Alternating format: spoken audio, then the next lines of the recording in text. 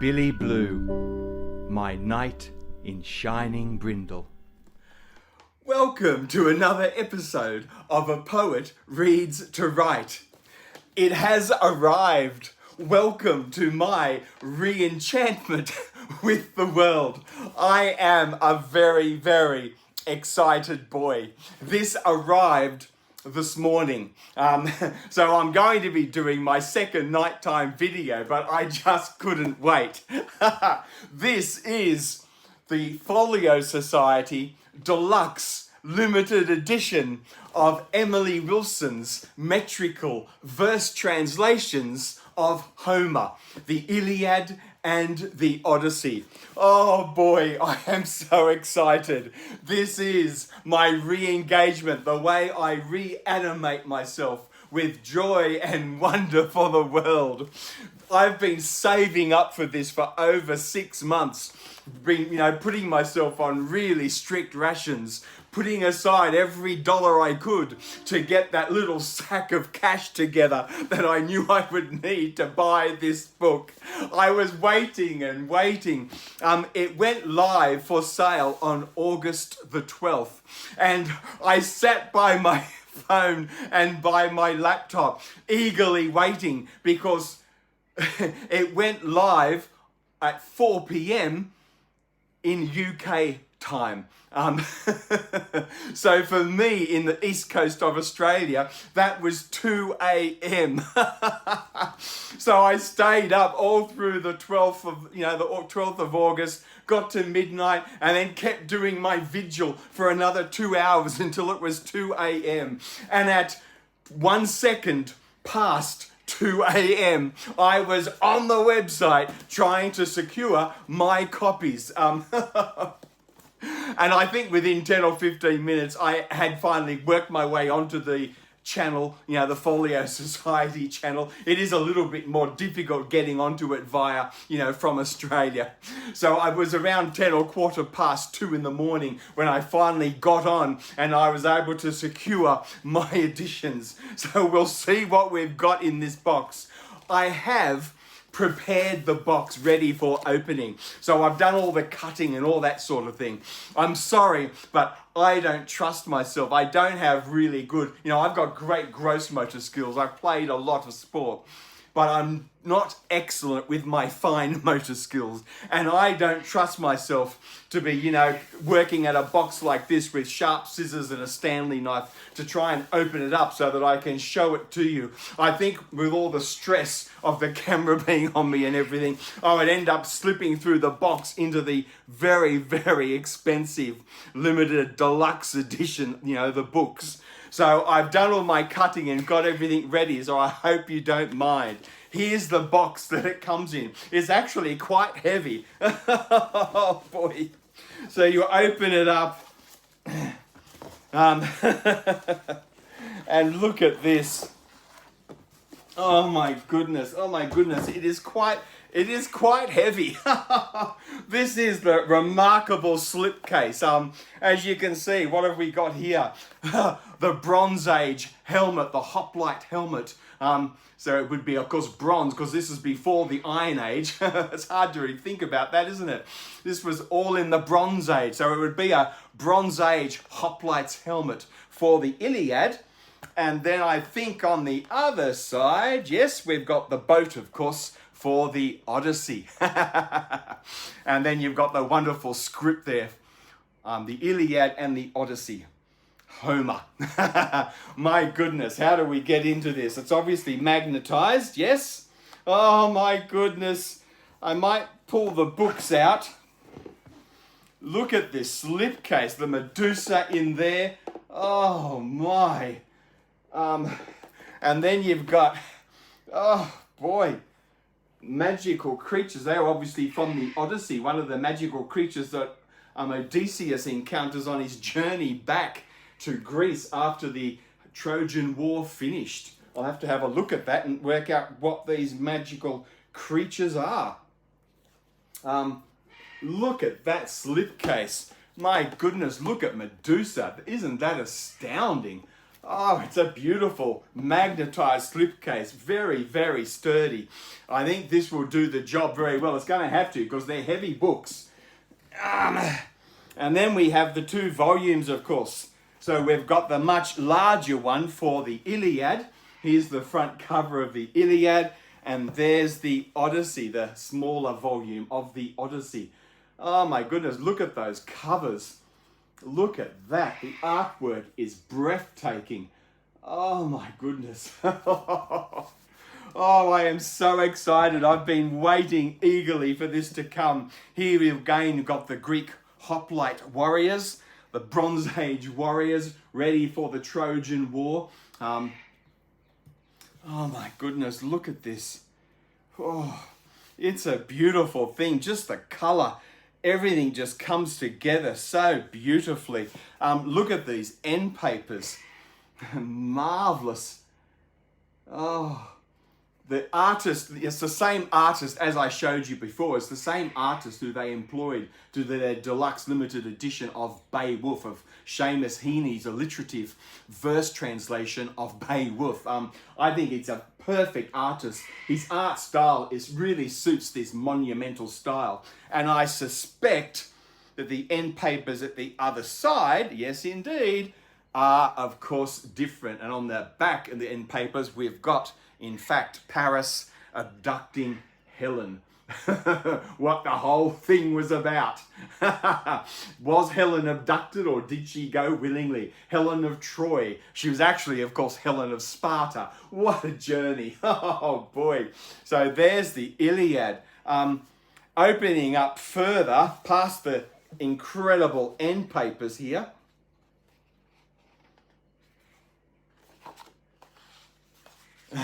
Look at this. Oh my goodness. Oh, look at this. I've got copy 303.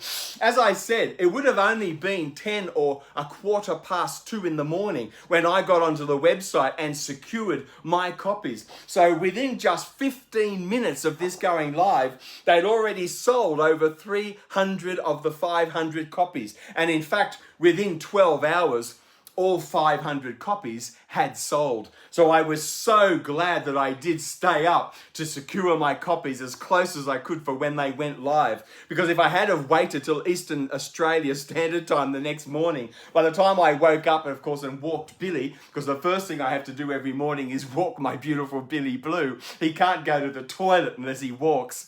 And by the time I got up, took Billy out for his walk and got home, it's quite possible that the whole run would have been sold out by then. So I'm so glad I did this. I've got copy 303. And here you can see I've got the signatures of Emily Wilson, the translator, and Clive Hicks Jenkins, the illustrator, who's just absolutely brilliant. He's a marvellous, I think he's a UK illustrator. And Emily Wilson, oh my goodness, I have read these already in the Norton earlier, basic editions. So I can't wait to read them now in this incredible edition. This is what I will be now reading, because I don't buy folio books to sit on the, the shelves. I do buy them to read.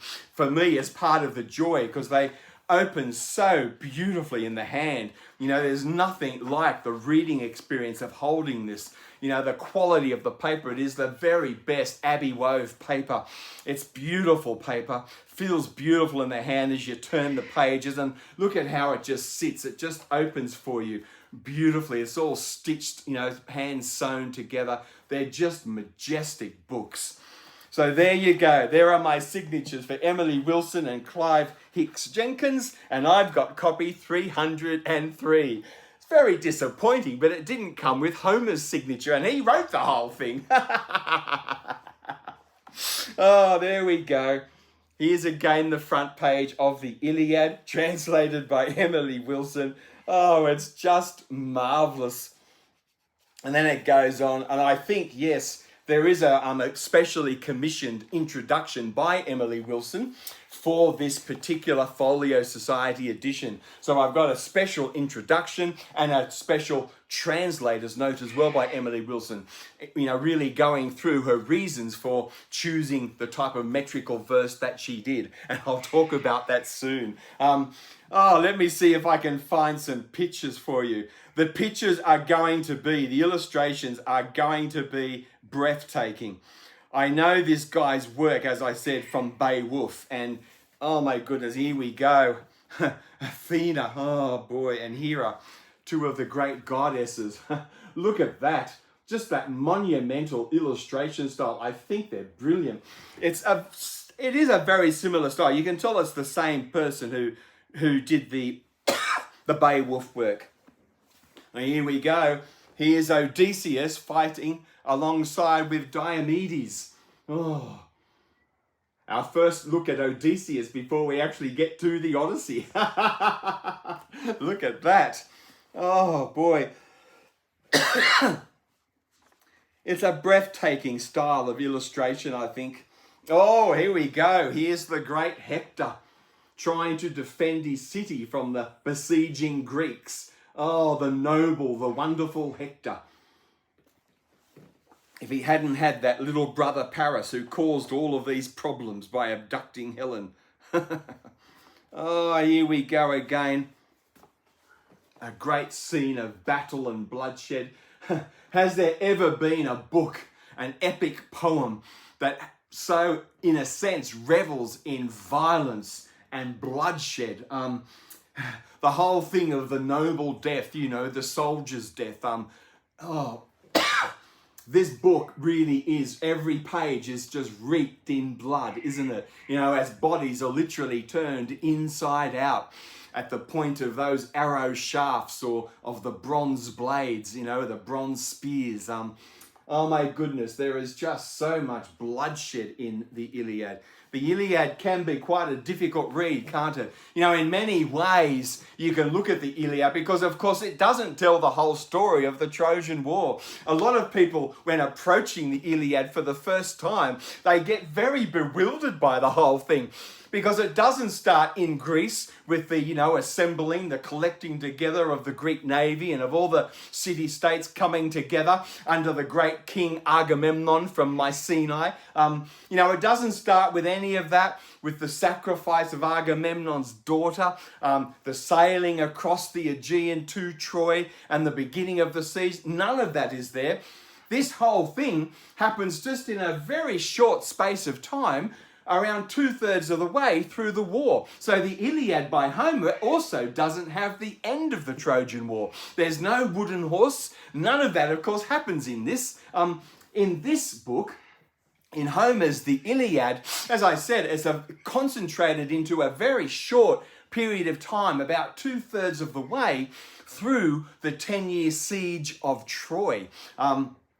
And it opens, of course, with 3 great plot lines. The first plot line, of course, is the rage of Achilles. Achilles, who has been insulted by the great king of the Greek forces, Agamemnon, from Mycenae. And so he retreats from the battlefield. He refuses to take any more part because of this slight to his honor by King Agamemnon. And Achilles retreats from the field.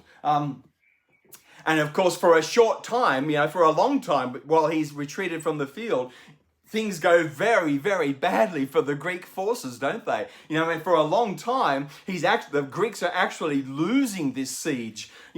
Hector comes out, wave after wave of assault to bash the Greeks back into the Mediterranean Sea, to force them back to where they've come from. Hector is reigning supreme. So the first plot line in Homer's Iliad is Achilles, and the way Patroclus, the other Bronze Age Greek warrior, almost certainly the lover of Achilles. Patroclus, of course, takes the Greek forces out to meet Hector, and Hector slays Patroclus. And Achilles is so grief-stricken with the loss of his very best friend, probably his lover. But Patroclus is slain by the great Trojan warrior, Hector.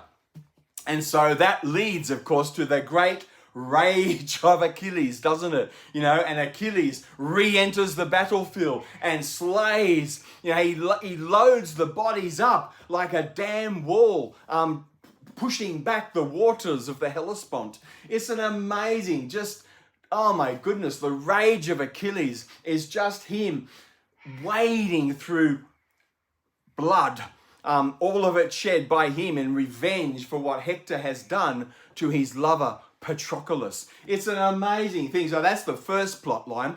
The second plot line, of course, focuses very much on Hector from the Trojan side, and it tells the story of what's going on inside Troy, in particularly focusing on the great Trojan prince, young Hector, and the way he takes the troops out to meet the Greeks and try and push them back, as I said, into the sea to withstand their sieging of their city. So that's the second story. And of course, that doesn't end well for poor Hector. Poor, wonderful, noble, wonderful Hector. He goes out eventually, of course, and is slain by Achilles. And Achilles not only wants to slay Hector, but then, of course, do great degradation and humiliations to the body, to refuse the body of Hector proper burial. And he drags the body around the walls of Troy, completely humiliating the Trojans and degrading the body of Achilles, degrading the body of Hector in revenge for the slaying of Patroclus. And then, of course, the third plot running through this whole wonderful epic poem is the machinations of the gods and the way the gods enter into the lives of people, and how some of the gods are on the side of the Trojans and others on the side of the Greeks, and the fickleness, the revengefulness of the gods, but in the Greek world, I think you really would have been safer not being noticed by the gods. Because if you became noticed by one or two of the gods and you became their favorite, yes, you were blessed by that particular little group of gods, but by definition, therefore, there was another little group of gods over there somewhere who were going to be wanting vengeance on you, wanting to bring you undone. So really, the best thing to do was to be not noticed by the gods at all. In that, polytheistic world, your relationship with the gods were very complicated. So you've got in Homer's Iliad these three great plot lines. The rage of Achilles, what happens to Hector, and the machinations of the gods. And Homer weaves these three plots together to create this amazing epic poem. It never goes to the end, so you actually never see the wooden horse. You don't actually see the fall of Troy in this. Everything finishes this is a very concentrated period of time, about 2/3 of the way through that 10-year siege of Troy. I guess at the end, when eventually Achilles succumbs to pressure and he does allow the body of Hector to be taken back into the city gates of Troy for proper burial. When he allows that, I guess that is a sort of a premonition, a prefiguring of the wooden horse, isn't it? Because that really, just like the wooden horse goes into the city and is the end of the city, it is how the Greeks bring the whole place undone. I guess focused in that body of Hector, as Hector's body is returned for proper burial, that really is, another premonition that Troy will meet its end. Without the great noble Prince Hector, their fate is sealed. So here we have Homer's The Iliad. Look at this majestic book. Oh boy. All right. the Odyssey. The Odyssey tells a very different type of story, doesn't it? Here we have the homecoming of Odysseus, and this is when he eventually arrives home. It is a happy homecoming, unlike the homecoming, of course, of Agamemnon, as told in the great Greek tragedies, where he, of course, is lured into the bath by his wife and murdered. He has his throat slit in the bath. Things go very badly for Agamemnon in revenge for his slaying of his daughter. Clytemnestra, his wife, lures him to the bath and slits his throat. Odysseus, when he finally gets home, has a very different type of homecoming. But look at this amazing book. Here we again have these magical creatures. It's the sirens, isn't it? Because here we have Odysseus strapped to the ship's mast so he can't be lured by the sirens. Look at that. Oh my goodness. And here we have again, opening up the first page. Here we have, oh, look at that, the warriors, and they're all skulls. All the different warriors that died during that 10-year siege. Oh my goodness. And here we have more of them. Oh, here we do have, in fact, Patroclus.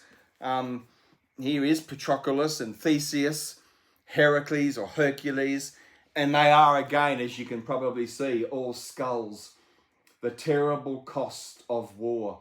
Homer doesn't shy away from the cost of war, does he? You know, if you're going to win great valor, great fame on the battlefield, it's going to come at a great cost. And of course, the cost is the bloodshed of others.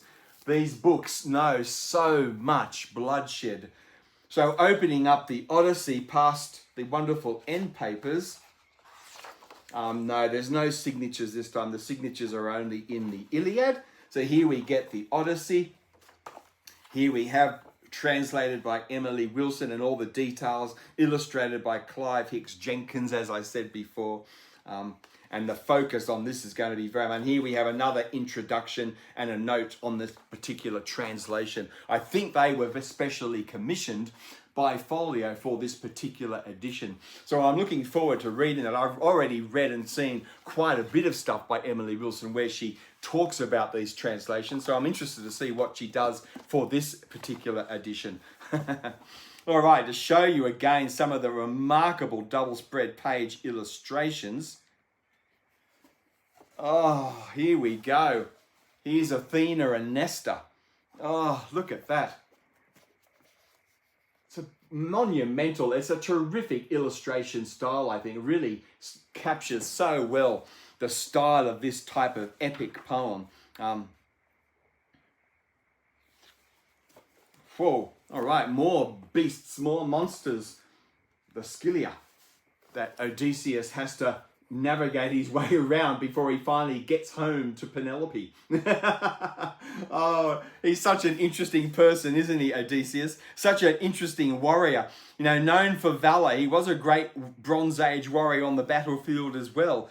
But of course, he was even more known for being so wily and, you know, in a sense wise. But he was also, of course, very sly with that wisdom, wasn't he? He was very good at manipulating and getting what he wanted. He was very good with the use of words. Such an interesting character. In many ways, you know, if you haven't read the Iliad and the Odyssey and you are tempted to give it a try, in many ways, oh my goodness, look at these. Look at the use of almost metallic refrigerator blue with all the red. My goodness, that's very different style from the rest, isn't it? Very different use of color, at least. Wow. That's a remarkable illustration. I have to have a look at that again a lot better later on. Yes, if you haven't read the Iliad or the Odyssey and you're tempted to give it a go, oh, here we have wonderful Penelope, the wonderful wife waiting all that time, you know, waiting 20 years for Odysseus to come home, because he was, you know, at the siege of Troy for the whole 10 years of the siege until the Greek forces were finally valiant and won. And then, of course, he took 10 years to get home because he kept getting waylaid by monsters and by the gods. Again, you know, the Greek gods were very interesting. If you were favored by some, you were always going to have the displeasure of others. So he took him 10 years to get home because he kept getting waylaid by gods and monsters.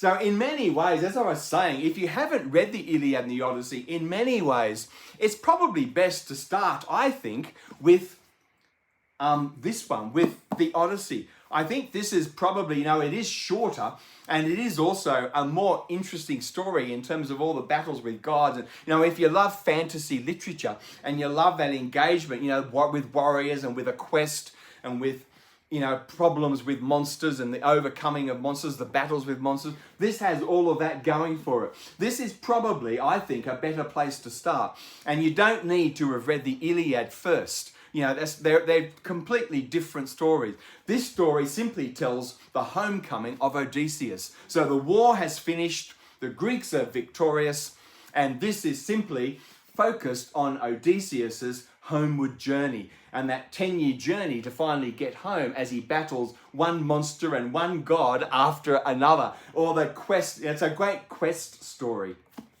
So if you haven't read them before and you want to give them a go, I really would recommend that you started with the Odyssey. And then if you tune your ear to Homer's epic poetic style and you get really interested in it, that's when you could probably go to the Iliad if you want to give the Iliad a go and read that. I love both of them, but certainly the easier read, the more engaging read is, I think, undoubtedly the Odyssey.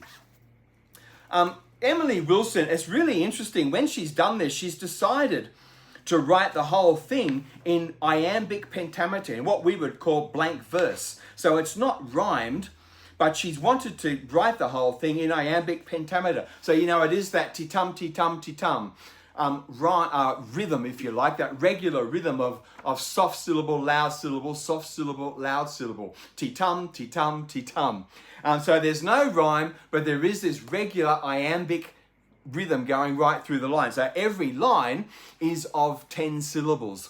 And there is some variation within that. She doesn't slavishly hold to the iambic rhythm. For example, for purposes of drama, for example, often a line will start with a loud syllable, and then you'll have 2 soft syllables, and then it will go to the soft, loud, soft, loud, soft, loud for the rest of the line. So, for example, if we read the very first stanza of Homer's The Odyssey, as translated by Emily Wilson, this is what we have. Tell me about a complicated man. Muse, tell me how he wandered and was lost, when he had wrecked the holy town of Troy, and where he went and who he met, the pain he suffered on the sea, and how he worked to save his life and bring his men back home. He failed, and for their own mistakes they died. They ate the sun god's cattle, and the god kept them from home. Now, goddess, child of Zeus, tell the old story of our modern times. Find the beginning. So you can hear that ti-tum, ti-tum, ti-tum. It's really interesting. As I said, she hasn't tried to replicate the actual Greek measure, because Homer, when this originally was written, so if you read this in the classical Greek, it is written, of course, in dactylic hexameters. That's the name of the particular rhythm that was popular for epic verse in classical Greek language. But of course, that particular measure isn't really well suited to the English language and to our ear. It's much easier, going right back through Milton and Shakespeare, of course. That's why all of those great poets who wrote the great epic poems, that's why all of them chose iambic pentameter, either in blank verse without rhyme, that even if there was the rhyme, iambic pentameter was the one that was seen as being closest to the English language and really, lending itself to that natural ear and rhythm of the English language. So she wanted, when Emily Wilson wrote this, she wanted to give you that sense of it being a metrical verse. She didn't want the free verse translation of someone like, for example, Robert Fagles, who I also love. But I can understand why Emily Wilson has made this decision. There are wonderful free verse translations, as I said, by, for example, Robert Fagles, the great American classicist. So you don't need another probably free verse translation of Homer. But what we didn't have for a very long time was a metrical verse translation. And the metrical system that she's chosen for her own epic poem, for her translation of the great epic poem, is iambic pentameter, blank verse. So every line has 10 syllables and it's that ti-tum, ti-tum, ti-tum. And as I said, the main point of variation that Emily Wilson introduces into the telling of her story, into her metrical system, to allow for a greater sense of drama, is if she often starts a line, particularly at the beginning of a stanza, she often begins with a loud syllable, and then she'll have the two soft syllables, and then it will go back to the iambic measure. So, the other thing that Emily Wilson always says about this, of course, is that she's really intended this to be read out loud. She doesn't want you to simply sit in the chair and read this with your eye from the page. She really wants this to be read out loud and listened to. And that's why she's really gone to so much pains to replicate this iambic pentameter metrical system, because she's really wanted that sense to, our ear to that rhythm, ti-tum, ti-tum, ti-tum, ti-tum, ti-tum, ti-tum, ti-tum, ti-tum. She's really wanted that wonderful flow that, of soft and loud syllables. And she's wanted that rhythm flowing through the whole great epic poem to, really tune your ear to what was actually going on with Homer. So Homer did the dactylic hexameter. Emily Wilson has chosen blank verse, so iambic pentameter with no rhyme. And of course, there was no rhyme in the original Homer either. There was no rhyme used in the Greek system. Rhyme as we use it is not an English thing at all. It's actually a French poetical system, and it was imposed on English verse after the French invasion of England in 1066. Native-born English poetry, of course, was alliterative measure. It was not rhyming at all. Rhyming was imposed on English poets by the French after they conquered the place in 1066. So Emily Wilson has this blank verse, unrhymed iambic pentameter. It's absolutely marvelous. And you can see these beautiful books. These are what I'm going to be spending the next month reading and just re-enchanting myself with absolute joy. But if you want to get into this yourself, you don't have to buy the really expensive type of books that I've just bought. Here's, for example, in beautiful deluxe paperback editions by Penguin, you can get the beautiful free verse translations of the Iliad and the Odyssey, and I've also got the Aeneid here of Virgil, and they've all come in this beautiful little slipcase. They're all simple paperback books, but they're beautiful books. These actually open beautifully in the hand, so these are also a great reading experience. You can see these books, they look brand new, and I've read these books dozens of times, and they still look absolutely brand new. They open beautifully. It's really good quality paper. So you can buy the Aeneid and also the Iliad and the Odyssey in a cheap paperback by Penguin, because lots of other companies have done it. But if you want the Emily Wilson, if you're really excited about discovering Homer, the Iliad and the Odyssey in the metrical system of Emily Wilson, you can also buy these beautiful books by Norton. These are the beautiful hardback books that Norton brought out, which of course much cheaper than what I've just bought. And I'm pretty sure Norton also have the Emily Wilson in paperback, which would be even cheaper again. So you don't need to save up a little sack of cash in order to buy your Homer. You can buy it in simple paperbacks. The Robert Fagles is in Penguin, and you can get the Emily Wilson in Norton. And I'll have all that described in the description down below if you want to get your own copies. I would really recommend it. There is nothing better than Homer's The Iliad and the Odyssey. Look at that. Oh my goodness. Oh, I am so thrilled. This is my great re-enchantment of the world. Thank you for indulging me and having me open this box and explore this great treasure I have just bought. Thank you, and bye for now.